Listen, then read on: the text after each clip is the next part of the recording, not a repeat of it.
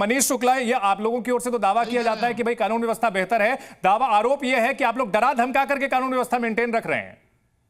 देखिए चंदन जी, मैं तो बड़ा आश्चर्यचकित हूं कि अगर त्योहार इनका है और उस पर व्यवस्था को चाक चौबंद किया जा रहा है और इनका ही त्योहार अच्छे से बीते, इसके लिए प्रबंध किया जा रहा है और उस पर आपत्ति, उस पर तमाम आरोप, मैं तो आश्चर्यचकित हूँ। और एक बात के लिए मैं निश्चित रूप से अब आज कंफर्म हो गया हूँ कि देखिए, जो मानसिकता लेकर ये लोग चैनलों पर बैठे हैं, तो चैनल के बाहर किस तरह की बातें करते होंगे, और इसी मानसिकता से लड़ने के लिए इस तरह की चाक चौबंद व्यवस्था की अति आवश्यकता है। और उत्तर प्रदेश में ये लोग समझ लें, योगी आदित्यनाथ जी की सरकार में कानून व्यवस्था से खेलने का अधिकार किसी को नहीं मिलेगा। और अगर इनको जानकारी नहीं है तो गूगल कर ले कि कांवड़ यात्राओं के दौरान भी निर्देश जारी हुए थे कि नहीं जारी हुए थे। जितने भी त्योहार किसी भी धर्म के जब होते हैं तो पुलिस एक्स्ट्रा अलग से अतिरिक्त। ठीक है, इसी पॉइंट पर सैयद मसूद को लाना चाहूंगा। सैयद मसूद, किसी भी त्योहार के लिए नियम कायदे जारी किए जाते हैं, फिर मुस्लिमों को ही ऐतराज क्यों होता है? हालांकि मैं यहां ये बता दूं कि मैं मुजफ्फरनगर गया था मुहर्रम से ठीक पहले, वहां जो बातें कही गई थी वहां यही कहा गया था कि भाई जो जंजीर होती है उसकी इजाजत तो हमें पहले भी थी, अब भी है, उसको लेकर के कुछ नहीं था, लेकिन जो बड़े हथियार, फरसा, कुल्हाड़ी या फिर दूसरे हथियार होते हैं, बल्लम होते हैं, उनका इस्तेमाल नहीं करना है। फिर आखिरकार मुस्लिम समुदाय में इस तरह की बार बार जो है सवाल क्यों खड़े किए जाते हैं? ये अरे साहब, मुसलमानों के लिए सारे कानून हैं। कांवड़ यात्राओं के अंदर लोगों की गाड़ियां तोड़ दी गई, मारा पीटा। अच्छा, एक सवाल इसमें एक रोक के आपसे माफी चाहूंगा, एक सवाल आपसे पूछूंगा। क्या 2017 से पहले कांवड़ में उत्पात की बात नहीं आती थी सामने? और यहां आपको एक निजी अनुभव बताऊं कि मैंने जब शुरुआत की थी, 2008 का जिक्र कर रहा हूं, उस दौरान मैंने पहले खबर यह पड़ी थी कि कांवड़ यात्रा के दौरान उत्पात हुआ था, गाड़ियां तोड़ी गई थी। 2017 से पहले इतना ज्यादा गुंडागर्दी कांवड़ यात्राओं में नहीं होती थी जी। योगी जी की खुली छूट है कांवड़ यात्रियों को कि वो सड़कों के ऊपर कुछ भी करें, वो सड़कों के ऊपर लोगों को लूट ले, मारे पीटे, जान से मार दे, कोई फर्क नहीं पड़ता। और अखिलेश यादव जी की सरकार के समय में जिस आदमी ने अपने ऊपर अपराधी पर हमला करते, दंगाइयों की छूट थी कि जन्माष्टमी के जुलूस पर हमला कर दे, दंगाइयों को छूट थी कि कांवड़ यात्रियों पर हमला कर दे। बरेली से लेकर मुजफ्फरनगर तक के तमाम दंगे इसके सबूत है। अब ये छूट नहीं है दंगाइयों को पर हमला में। कांवड़ यात्रियों में जो भाजपा के लोग चलते हैं वो खुद दंगाई है। कांवड़ यात्रियों में जो भाजपा के लोग चलते हैं वो खुद दंगाई है। तो दंगाइयों पे कौन हमला करेगा? वो दंगाई तो खुद ही दंगा करते हैं। नहीं सैयद मसूद साहब, दंगा करते हुए चलते हैं, छूट नहीं मिल सकती। नहीं, इस तरह आप जो अगर आरोप लगा रहे हैं तो उसके लिए तथ्य दीजिए। इन सब के बीच महंत जी, अगर बात की जाए, पूरे देश में जो है जगह जगह जो है शोभा यात्राओं पर हमले की घटनाएं आती है। अभी हमने देखा था गुजरात में भी हुआ था हमला, इस तरह की घटनाएं सामने आती हैं। उत्तर प्रदेश में यह दावा किया जाता है कि भाई यहां पर इस तरह की कोई हरकत नहीं होती है। देखिए, मैं कह रहा हूं फिर कुछ लोगों को कानून व्यवस्था मानने का अभ्यास खत्म हो गया है, वो मनमानी करना चाहते हैं। उत्तर प्रदेश में कानून का राज्य है, संविधान का राज्य है, इसलिए वो हमले नहीं हो रहे हैं। अब गणेश जी की उस पर यात्रा पे कई जगह पथराव हुए, क्योंकि उनको यही सिखाया जाता है, प्रत्येक मदरसा यही तो सिखाता है, पथराव करो, हथियार निकालो, हत्याएं करो, यही तो सब करते हैं। तो इसीलिए तो चिंतित है सब लोग। आपको कानूनी व्यवस्था माननी है तो हमें तो कोई परेशानी नहीं है। हमारे यहाँ कोई भी सरकार जो कहती है हम उसका पालन करते हैं। कांवड़ सेवा में जो सरकार कहती है हम कानून का पालन करते हैं। गणेश सब चल रहा है, सरकार ने जो नियम बनाए हम उसका पालन करते हैं, हमको कोई दिक्कत नहीं है। ये तो जो लोग कानून नहीं मानते हैं, मनमानी करना चाहते हैं, न संविधान मानेंगे, न कानून मानेंगे, न कोई नियम मानेंगे, उनको परेशानी है, हमको परेशानी नहीं है। हमें तो प्रसन्न है कि सरकार जो नियम बनाएगी हम अच्छा से उसका पालन करेंगे। ये क्यों नहीं कहते?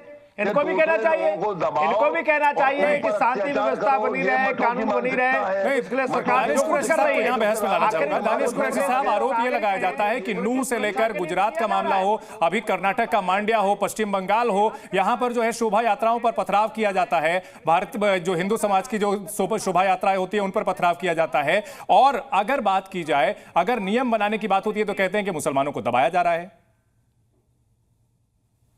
दो बात निकल के आती है। सबसे पहली बात है कि हर एक राज्य के पास अपनी कानून व्यवस्था है और उसके मुताबिक कानून व्यवस्था का जिम्मा उनके पास है और उनके उसके मुताबिक काम करना चाहिए। सवाल यहाँ के ये खड़ा है कि योगी की सरकार जब पूरे मुस्लिम समाज को कटघरे में खड़ने की कोशिश करती है ना, तब परेशानी है। अपवाद रूप में कोई भी दंगाई है, मुसलमान भी होंगे, उसमें हिंदू भी होते हैं, ऐसा नहीं है कि हिंदू दंगाई नहीं है। अभी हम ये हमारे एक पैनलिस्ट बता रहे थे कि कांवड़ यात्रा में लोगों ने हंगामा मचाया, काफी सारी चीजें इंटरप्ट करेंगे तो कैसे चलेगा। ठीक है, सुन लेते हैं महंत जी, सुन लेते हैं दानिश कुरैशी का पॉइंट सुन लेते हैं, उस पर रिएक्शन लेंगे आपसे। दूसरा हमारे नवल किशोर दास महंत बैठे हैं, वो बहुत अच्छी बात कह रहे हैं। वो ये कह रहे हैं कि हम सरकार जो कहती है वो हम मानते हैं, लेकिन ये सिर्फ वही मानते हैं जब भारतीय जनता पार्टी की सरकार है। पश्चिम बंगाल की सरकार होगी तो उसके मुखालिफ आ जाएंगे, मोर रोड पे आ जाएंगे और वो बंद कर देंगे, बंद करा देंगे, स्कूल बंद करा देंगे, कॉलेजेस बंद करा देंगे। गैर भाजपा सरकार है, वहां इनको दानिश कुरैशी जी, मैंने जो जिक्र किया हरियाणा का, वहां पर बीजेपी की सरकार, गुजरात का वहां लंबे समय से बीजेपी की सरकार, यहां भी शोभा यात्राओं पर पथराव तो हुए थे ना सर, तो आरोप तो कहीं ना कहीं वैलिड है। बिल्कुल, बहुत आपने अच्छा सवाल पूछा। इसी हरियाणा में आपको याद हो तो हरियाणा के अंदर में बाकायदा एक पंचायत बिठाई गई थी जिसमें एक गुंडा था मोनू मानेसर। उसके लिए ये कहा गया था, उस वक्त राजस्थान में कांग्रेस की सरकार थी, ये कहा गया था कि राजस्थान पुलिस आएगी अपने पैरों पे जाएगी नहीं। वो बताइए वो कौन थे? वो मुसलमान थे, वो दंगाई थे, वो 12 धार्मिक यात्रा शोभा यात्रा पर आ जाते हैं ना सर, धार्मिक यात्रा शोभा यात्रा अगर नियम बनाए गए हैं, धार्मिक यात्रा शोभा यात्रा की तो बात है ना जी। अतीक अहमद और मुख्तार अंसारी जैसे होने वाली है। अब अपराधियों का नहीं चलने वाला है, मुफ्त की रोटी खाना बंद करेंगे, दंगाई नौकरी पेशा कारखाने लग रहे हैं, उद्योग लग रहे हैं। ईमानदारी से खाओ, ईमानदारी से खाओ, हराम का मत खाओ। ये वक्फ बोर्ड बना के लोगों की जमीनें मत हड़पो। नहीं ठीक है, भाषा की मर्यादा रखेंगे। जी न्यूज पर हमारे जो दर्शक जो मेहमान आते हैं उनकी भाषा के लिए संस्थान जिम्मेदार नहीं है। हमारे सभी मेहमानों से हम गुजारिश करेंगे कि भाषा की मर्यादा जरूर बनाए रखें। नायर साहब अपनी बात आप कंटिन्यू करें, लेकिन सभ्य भाषा में सर।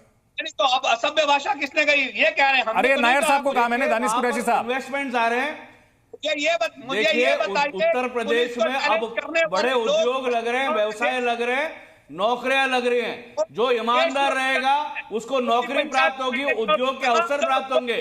जो दंगाई होंगे उनको योगी जी नहीं छोड़ेंगे, वहां की पुलिस नहीं छोड़ेगी।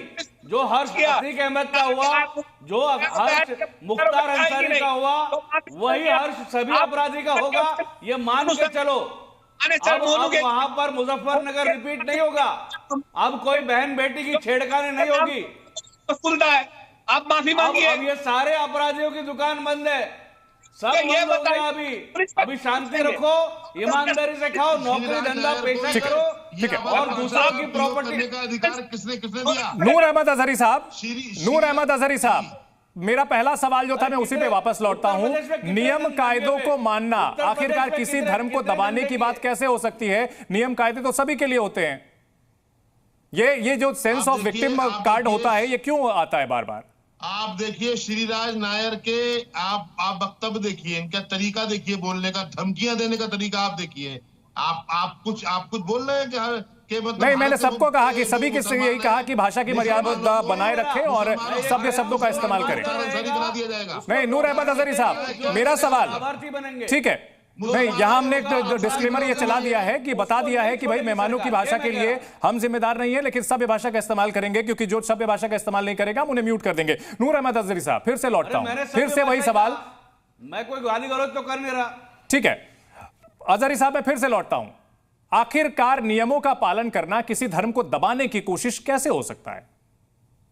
देखिए हमारे यहाँ नियमों का पालन किया ही जाता है जी। हमारे यहाँ जैसे अभी नवल किशोर जी, तो फिर दिक्कत क्या है? यकीनन सुन ले आप, अब से 20 साल पहले सभी धर्मों के जुलूस निकलते थे तो वो लोग तलवारें बहुत सारी चीजें निकाल के लाते थे, लेकिन बाद में ये आदेश पारित किया गया कि कोई हथियार लेकर नहीं आएगा। ठीक है, किसी भी जुलूस में हथियार नहीं आते। आपके कांवड़ यात्रा में खुले हुए हथियार आते हैं। आपके कांवड़ यात्रा में कौन हथियार ले जाता है? नूर अहमद अजहरी साहब, कांवड़ यात्रा में कौन हथियार ले जाता है? कांवड़ में कोई हथियार ले जाता है? कांवड़ में लाठी के अलावा कुछ नहीं होता।